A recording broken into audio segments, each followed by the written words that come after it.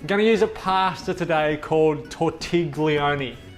The main reason I'm using it is because I want to say the word tortiglioni, but tortiglioni is kind of like a penne and a rigatoni put together. So think of rigatoni, but a little bit smaller, which is going to help us with the dish that we're creating. And the driving force in this is thyme. Thyme is my favorite hard or woody herb. So you've got things like rosemary and thyme, which we refer to as woody herbs, and then you've got delicate or light herbs, things like parsley, basil, you sort of tear.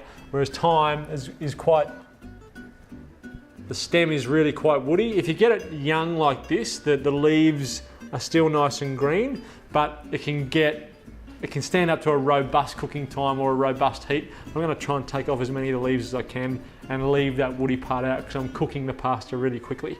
As soon as the pasta goes in, we can start to cook the sauce, and the sauce actually takes less time than the pasta, which is rare that you can put together a sauce in less time it takes to cook dried pasta, but that's how it's going to go. So we better get our pasta in. So as I said, it's a little bit smaller than a rigatoni. Same cooking time, just a little bit smaller in diameter. So we'll pop that in, a couple of handfuls of that into our salted water. And now 12 minutes that takes to cook. I reckon 10 for me because I like mine a little bit under. But I'm going to start the sauce straight away. The sauce itself is going to take about 6 minutes, but I'm going to start it because it can't hurt to leave it sitting for a little bit. So heat on. First thing that goes in are our pepitas. I just want to toast them for a minute just to wake up the oils, and they'll start to pop. Once they start to pop, we can move on to the next stage. So I'll just spread them out.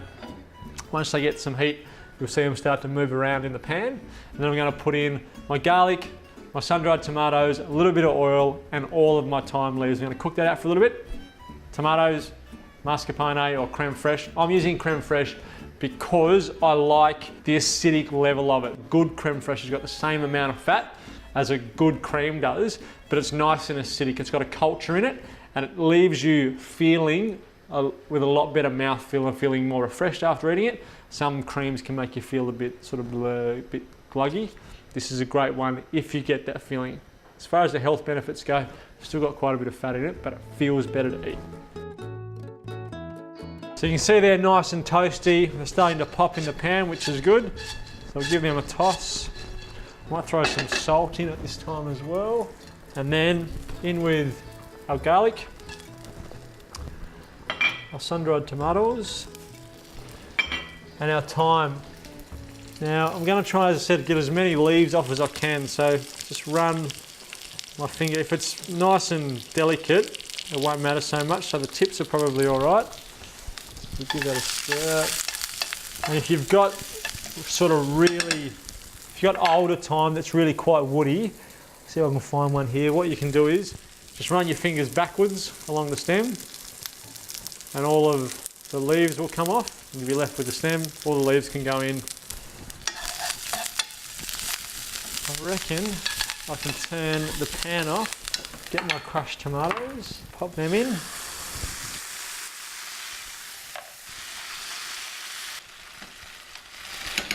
And keep going with my thyme. So I want this to really taste of thyme, this dish. There's not a lot going into it. So I want thyme to be that real driving force.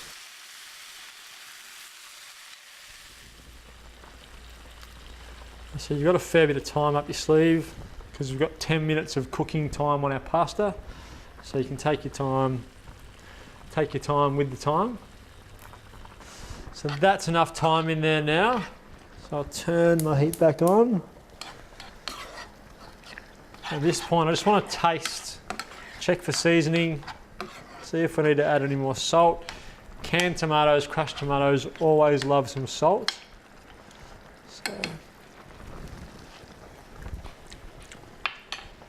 yeah, just a little pinch of salt, and some pepper would be nice in there as well.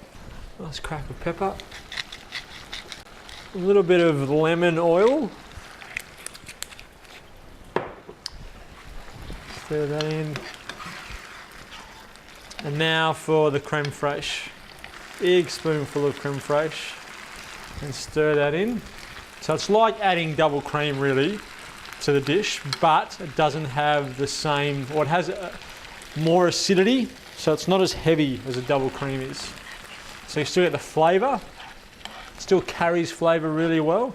So the reason you're adding it is so that the fat content in the double cream can carry flavour and coat your mouth, but doesn't have that sickly sort of cloying taste that double cream can have. I've got some charred pieces of tomato there from where we put the tomato in to begin with. I don't mind that. The skin of the tomato is like the skin of a capsicum. You can char it, it's fine. The flesh is still okay. And it's going to give it more of a sort of a barbecued, char grilled sort of flavour. So I have no problem with that whatsoever. The pepitas are really toasty, give it a real depth of flavour. I reckon I could turn that off. We'll take our pasta straight from this pot into our sauce like we always do. Doesn't matter if you take some of the water with it. I don't mind that. And just looking at that, I reckon I might want to reduce that sauce down just a little bit because we're using a pasta like tortiglioni, which has those little grooves in the outside so it can capture sauce, but the sauce needs to be quite thick. You want to reduce it, so I'll turn the pan back on and I'll reduce that sauce just for a minute so it can stick to the pasta a little bit better, and then we'll be ready to plate up.